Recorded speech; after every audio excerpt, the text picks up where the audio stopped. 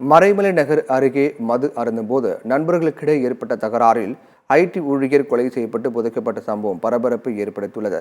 செங்கல்பட்டு மாவட்டம் மறைமலை நகர் சேர்ந்த விக்னேஷ் என்பவர் சோழிங்கநல்லூர் பகுதியில் உள்ள ஐடி நிறுவனத்தில் வேலை செய்து வந்தார்.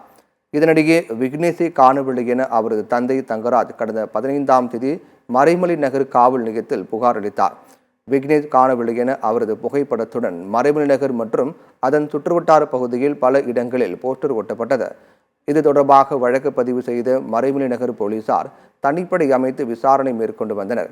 விசாரணையில் விக்னேஷ் தனது நண்பர்களுடன் கோகுலபுரம் ஏரியில் மது அருந்தபோது விக்னேஷை கத்தியால் வெட்டி கொலை செய்தது தெரியவந்தது.